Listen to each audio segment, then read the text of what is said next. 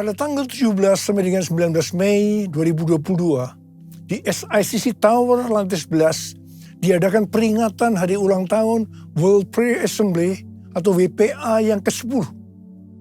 WPA yang pertama diadakan di SICC, Sentul International Convention Center, pada tahun 2012 dengan tema The New Wave is Coming. Ayat emasnya dari Habakuk 2 ayat 14 yang berkata, sebab bumi akan penuh dengan pengetahuan tentang kemuliaan Tuhan, seperti air yang menutupi dasar laut. Pengertian yang saya dapatkan adalah bahwa WPA tahun 2012 yang pertama ini mendeklarasikan akan datangnya suatu gelombang yang baru dari pencurahan Roh Kudus. Ini akan terjadi secara besar-besaran dan akan memenuhi seluruh bumi. Setelah WPA yang pertama ini selesai, saya masuk dalam proses Tuhan selama sekitar 6 bulan. Saya baru tahu bahwa ini merupakan persiapan bagi saya untuk mendeklarasikan tentang dimulainya Pentakosta yang ketiga dalam konferensi Empower 21 di SICC Indonesia pada tahun 2013. Jadi sekitar 1 tahun setelah diadakannya WPA yang pertama. Saya baru mengerti bahwa Habakuk 2 ayat 14 yang berkata, sebab bumi akan penuh dengan pengetahuan tentang kemuliaan Tuhan, seperti air yang menutupi dasar laut. Itu sebenarnya merupakan dasar pengertian tentang Pentakosta yang ketiga. Pengertian Pentakosta ketiga adalah sebagai berikut. Pentakosta ketiga adalah pencurahan Roh Kudus yang dahsyat di zaman ini, melebihi yang terjadi di Azusa Street. Pentakosta ketiga akan mengakibatkan penuhan jiwa yang terbesar dan yang terakhir sebelum Tuhan Yesus datang kembali. Pentakosta ketiga akan membangkitkan generasi Yeremia, yaitu anak-anak muda yang dipenuhi Roh Kudus, cinta mati-matian kepada Tuhan Yesus, tidak kompromi terhadap dosa, dan akan bergerak untuk memenangkan jiwa. Pentakosta ketiga lahir di Indonesia dan bergerak ke bangsa-bangsa. Gerakan ini dari timur ke barat dan akan kembali ke Yerusalem. Pentakosta ketiga akan memberikan kuasa untuk menyelesaikan amanat agung, dan setelah itu Tuhan Yesus datang kembali. Karena itu, pengertian yang Tuhan berikan tentang hari ulang tahun WPA yang ke-10 ini adalah bahwa hari ulang tahun WPA yang ke-10 ini merupakan gong dimulainya pencurahan Roh Kudus yang dahsyat dari Pentakosta yang ketiga. Ini berarti masa penuhan jiwa yang terbesar dan yang terakhir sedang terjadi. Pada waktu Tuhan Yesus ditanya oleh murid-muridnya tentang tanda kedatangannya dan tanda kesudahan dunia ini, Tuhan Yesus menjawab, dan salah satunya terdapat dalam Matius 24 ayat 14 yang berkata, dan Injil kerajaan ini akan diberitakan di seluruh dunia menjadi kesaksian bagi semua bangsa. Sesudah itu barulah tiba kesudahannya. Tuhan Yesus pasti datang kembali. Karena itu Tuhan Yesus memberikan amanat agung kepada kita, agar kita pergi dan menjadikan semua bangsa sebagai murid Tuhan Yesus. Untuk menyelesaikan amanat agung, tidak bisa dengan kekuatan sendiri, tetapi harus dengan kuasa Roh Kudus. Hal ini seperti pesan terakhir dari Tuhan Yesus sebelum naik ke sorga kepada murid-muridnya. Di mana ini juga pesan kepada kita semua sebagai murid-muridnya. Yang terdapat dalam Kisah Para Rasul 1:8 yang berkata, tetapi kamu akan menerima kuasa kalau Roh Kudus turun ke atas kamu, dan kamu akan menjadi saksiku di Yerusalem dan di seluruh Yudea dan Samaria dan sampai ke ujung bumi. Setelah Tuhan Yesus terangkat ke sorga, 120 murid berkumpul di kamar loteng di Yerusalem. Apa yang mereka lakukan? Mereka semua bertekun dengan sehati dalam doa bersama-sama. Jadi mereka berdoa, memuji dan menyembah Tuhan dalam unity siang dan malam. Ini adalah prinsip restorasi Pondok Daud. Ini adalah prinsip menara doa. Setelah 10 hari mereka melakukan ini, pada hari raya Pentakosta, Roh Kudus turun memenuhi mereka. Mereka diberi kuasa untuk menyelesaikan amanat agung. Peristiwa ini disebutkan sebagai Pentakosta yang pertama. Pentakosta yang pertama ini dahsyat. Mengapa? Karena dalam kurun waktu beberapa ratus tahun, sekitar 70% dari dunia yang dikenal pada waktu itu yaitu yang berada di bawah pemerintahan kekaisaran Romawi, menjadi Kristen. Pertanyaannya, apakah amanat agung sudah selesai? Jawabannya, belum. Karena itu pada tahun 1906, Roh Kudus kembali dicurahkan di Azusa Street. Hamba Tuhan yang bernama William Seymour dipakai Tuhan. Peristiwa ini disebutkan sebagai Pentakosta yang kedua. Pentakosta yang kedua ini juga dahsyat. Mengapa? Karena melahirkan gerakan Pentakosta dan karismatik. Saat ini ada sekitar 700 juta orang yang diberdayakan oleh Roh Kudus. Pertanyaannya, apakah amanat agung sudah selesai? Jawabannya, belum. Karena itu hari-hari ini Roh Kudus kembali dicurahkan dengan dahsyatnya. Peristiwa pencurahan Roh Kudus ini disebutkan sebagai Pentakosta yang ketiga.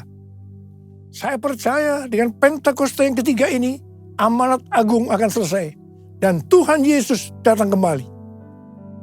Perlu diperhatikan bahwa tugas utama kita adalah untuk menyelesaikan amanat agung dengan kuasa Roh Kudus Pentakosta yang ketiga. Curahkanlah kuasa-Mu Tuhan, mujizat terjadi di tempat ini.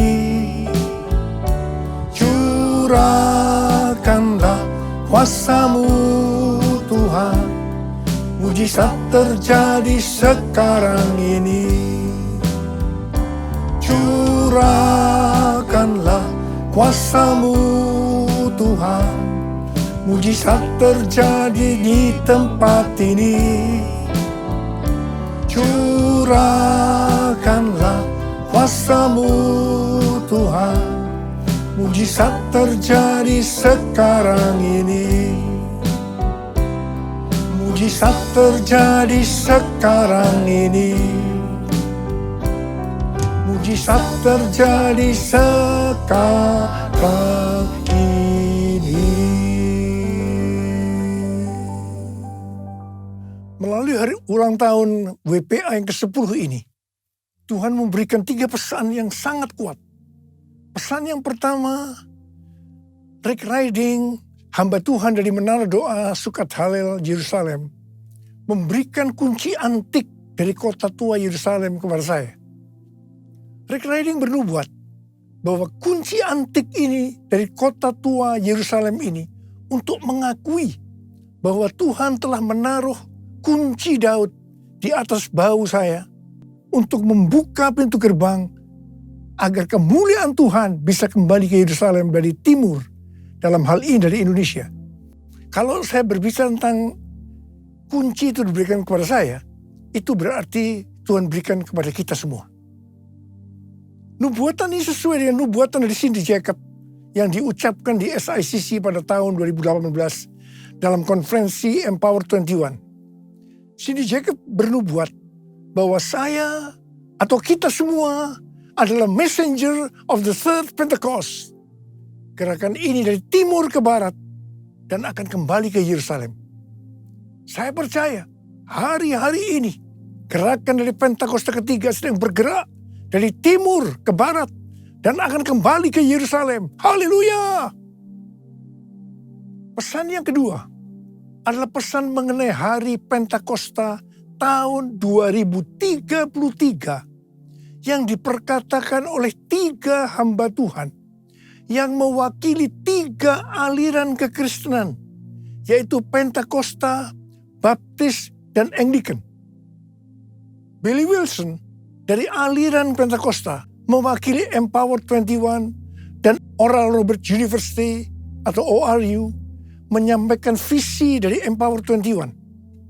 Dia mengatakan bahwa setiap orang di muka bumi ini akan diberi kesempatan untuk mengalami perjumpaan secara otentik dengan Tuhan Yesus Kristus melalui kuasa dan kehadiran Roh Kudus di hari Pentakosta tahun 2033. Wow! Harap diperhatikan bahwa ini tidak berarti yang berjumpa dengan Tuhan Yesus pasti percaya kepada Dia. Tetapi mereka diberi kesempatan untuk memilih percaya atau tidak. Yang kedua, Rick Warren, seorang pendeta senior dari Saddleback, California Selatan, dari denominasi Southern Baptist Convention, juga berbicara tentang Pentakosta tahun 2033. Dia berkata tahun 2033 ada sebagai goal, tujuan, target untuk menyelesaikan amanat agung. Mengapa tahun 2033? Penjelasannya sebagai berikut. Sekarang kita berada di tahun 2022 Masehi atau Anno Domini yang disingkat AD atau AD yang berarti 2022 tahun sejak kelahiran Tuhan Yesus Kristus. Jika Tuhan Yesus lahir pada tahun 0 Masehi atau 0 AD, maka berarti dia mati di kayu salib pada tahun 33 Masehi atau 33 AD. Karena Tuhan Yesus mati pada usia 33 tahun. Tuhan Yesus memulai pelayanannya pada usia 30 tahun dan lama pelayanannya selama 3,5 tahun. Jadi, Tuhan Yesus mati di kayu salib pada tahun 33 Masehi. Tuhan Yesus dibangkitkan pada tahun 33 Masehi. Tuhan Yesus memberikan amanat agung pada tahun 33 Masehi. Tuhan Yesus mengutus Roh Kudus yang berarti dimulainya gereja pada tahun 33 Masehi. Kesimpulannya bahwa tahun 2033 yang hanya 11 tahun dari sekarang ini adalah yang pertama hari ulang tahun ke-2000 dari kekristenan. Yang kedua peringatan 2000 tahun kebangkitan Tuhan Yesus. Yang ketiga peringatan 2000 tahun pemberian amanat agung. Dan yang keempat peringatan 2000 tahun kelahiran gereja. Hamba Tuhan yang ketiga yaitu Nicky Gamble, seorang pendeta dari gereja Anglican dan juga sebagai founder Alpha Course, berkata bahwa tahun 2033 menjadi tahun yang unik bagi orang Kristen. Tahun ini menjadi tonggak yang penting bagi kegerakan-kegerakan yang ada. Tahun 2033 adalah hari ulang tahun ke-2000 kebangkitan Kristus. Roh Kudus memimpin untuk memastikan setiap orang di muka bumi berkesempatan mendengarkan Injil. Ketika saya mendengar pesan Tuhan melalui 3 hamba Tuhan yang mewakili 3 aliran kekristenan, yaitu Pentakosta, Baptis, dan Anglican, terus terang saya tersentak. Sebenarnya saya sudah mendengar tentang pesan ini sejak tahun 2010, yaitu melalui Empower 21, karena saya adalah co-chair dari Empower 21 Asia bersama Pastor Lawrence Kong dari Singapura. Terus terang ketika saya mendengarkan untuk pertama kali, saya meresponi hal ini biasa-biasa saja. Karena saya belum mendapatkan pengertiannya. Tetapi ketika saya mendengar pesan ini di hari ulang tahun WPA yang ke-10, melalui 3 hamba Tuhan ini, saya seperti mendapatkan sesuatu pengertian. Sehingga sekarang saya berkata, yes, I got it. Saya langsung diingatkan oleh Tuhan sebuah ayat. Ketika Tuhan Yesus ditanya oleh murid-muridnya, apa tanda kedatanganmu? Dan yang kedua kali, dan tanda kesudahan dunia ini, Tuhan Yesus menjawab, yang salah satunya dari Matius 24 ayat 14 yang berkata, dan Injil kerajaan ini akan diberitakan di seluruh dunia, menjadi kesaksian bagi semua bangsa. Sesudah itu barulah tiba kesudahannya. Ini dapat diartikan bahwa setelah amanat agung selesai, maka baru tiba kesudahannya. Harap diperhatikan bahwa ayat ini tidak berbicara pada saat amanat agung selesai, Tuhan Yesus langsung datang di saat yang bersamaan. Tetapi yang dimaksudkan adalah bahwa Tuhan Yesus akan datang kembali. Apakah itu 1 hari, 1 minggu, 1 bulan, 1 tahun, atau beberapa tahun setelah amanat agung selesai? Hanya Bapa yang tahu. Katakan amin. Yang pasti, Pentakosta tahun 2033 yang berarti 11 tahun lagi, Ini merupakan pemicu supaya kita lebih sungguh-sungguh, lebih serius untuk melakukan tugas utama kita, yaitu untuk menyelesaikan amanat agung. Yang saya rasakan bahwa hari-hari ini, hati saya lebih berkobar-kobar untuk menyelesaikan amanat agung. Saya berdoa agar kita semua yang sudah mendengarkan pesan ini akan berkata, "Yes, I got it. Jesus, I believe in you. Jesus, I belong to you. You're the reason that I live, the reason that I sing. Jesus, I believe in you. Jesus, I belong to you. You're the reason that I live, the reason that I sing. With all I am,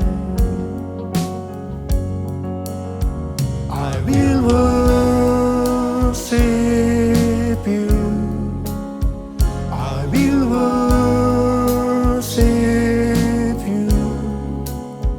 I will worship you, Jesus. Jesus. Jesus.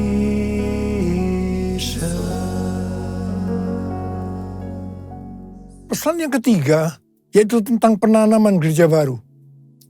Akhir-akhir ini, pesan untuk menanam gereja baru sangat kuat.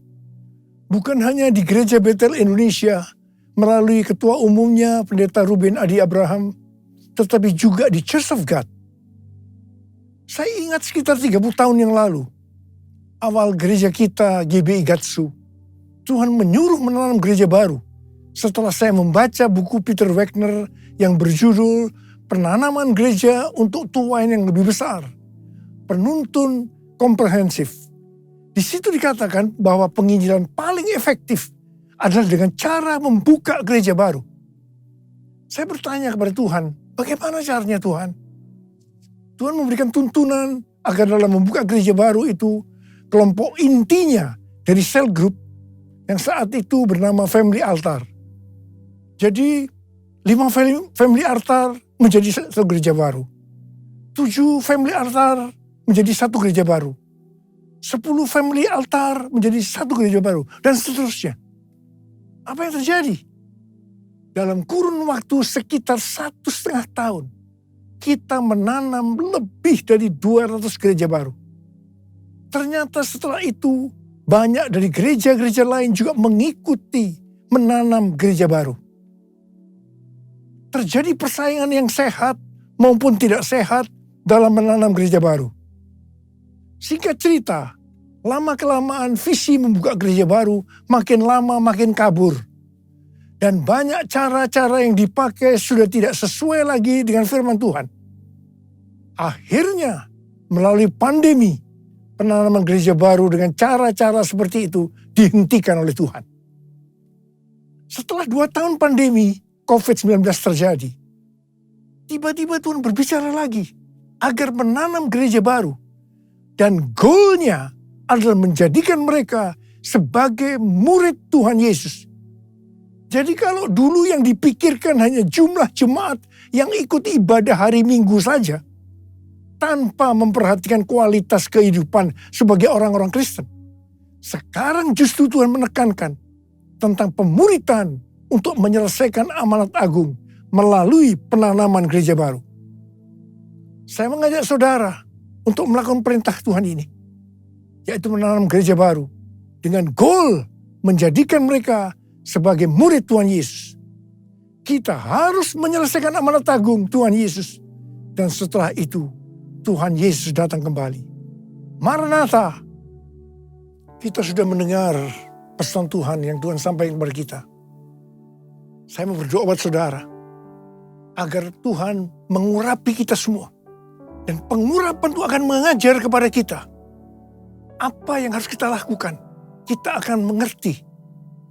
Karena itu mari angkat tangan kita. Katakan bersama-sama. Yesus, Yesus, kau berarti bagiku. Yesus, Yesus, kau segalanya bagiku. Panggil nama Yesus.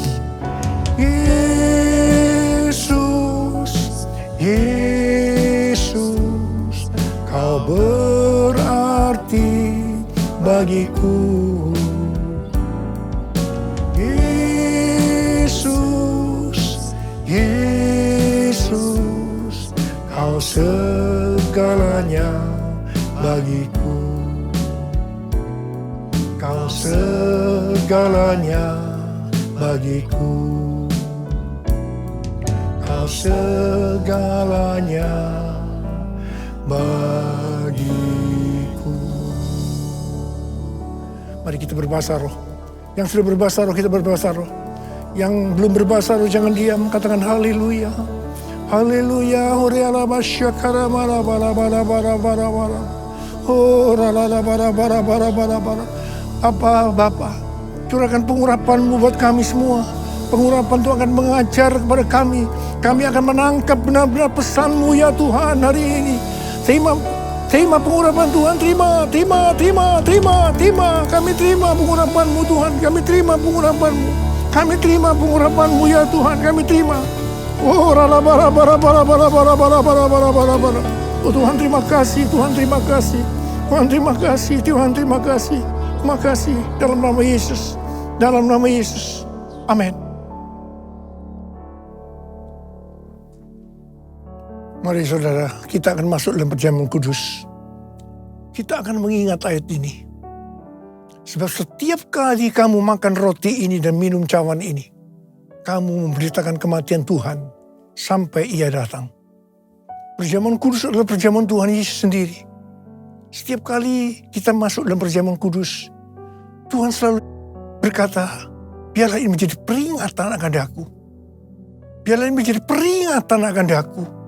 Karena itu mari, arahkan hati saudara kepada kebaikan Tuhan. Kita akan mengingat kebaikan Tuhan. Mari tundukkan kepala.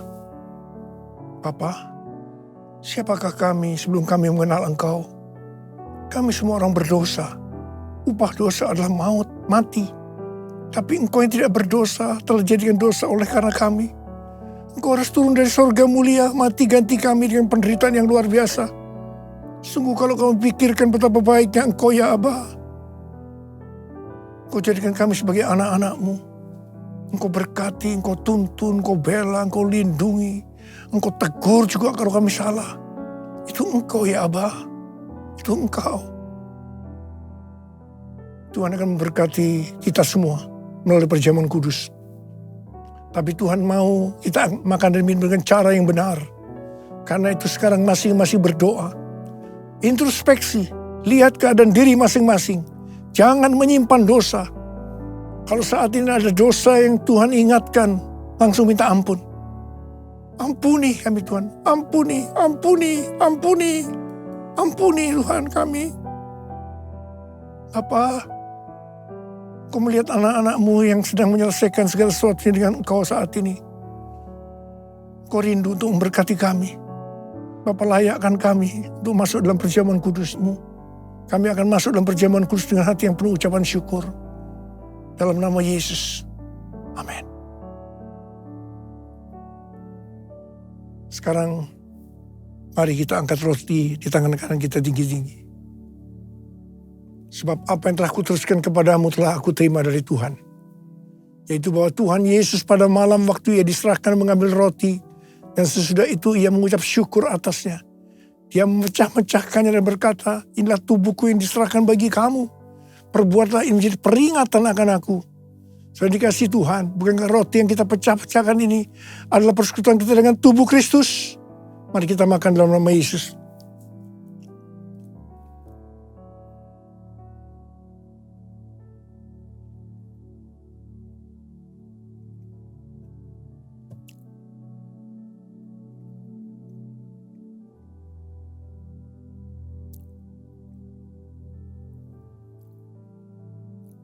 Angkat cawan di tangan kanan kita tinggi-tinggi. Demikian juga ia mengambil cawan sudah makan lalu berkata, cawan ini adalah perjanjian baru yang dimeteraikan oleh darahku. Perbuatlah ini. Setiap kali kamu meminumnya menjadi peringatan akan aku. So ini kasih Tuhan, bukan cawan pengucapan syukur. Yang atasnya kita ucapkan syukur adalah persekutuan kita dengan darah Yesus. Mari kita minum dalam nama Yesus.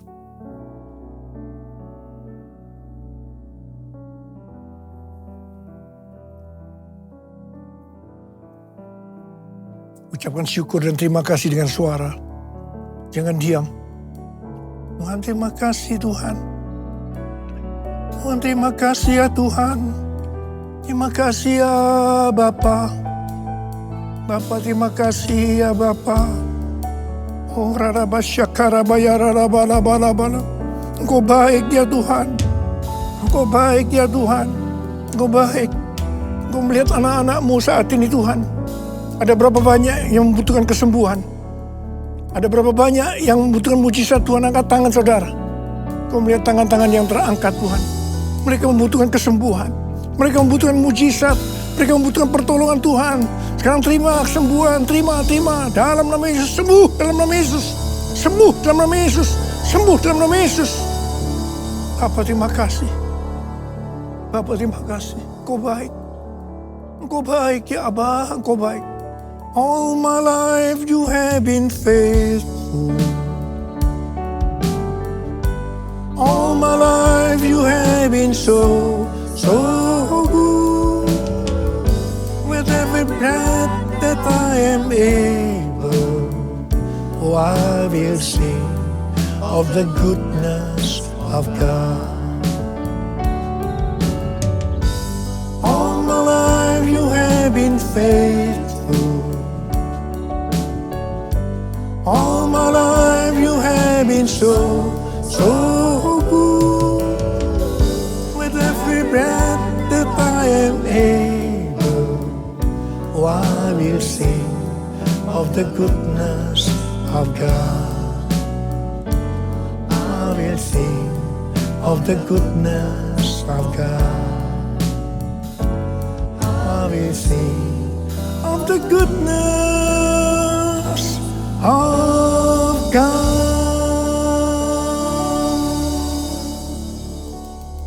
Sekarang terimalah berkat Tuhan. Kasih karunia yang berlimpah-limpah daripada Allah Bapa dalam Anak yang tunggal Yesus Kristus. Persekutuan yang manis dengan Roh Kudus menyertai saudara sekalian mulai hari ini. Sampai Tuhan Yesus datang menjemput kita di awan-awan dan bahkan sampai selama-lamanya. Yang percaya bersama-sama katakan, Amin.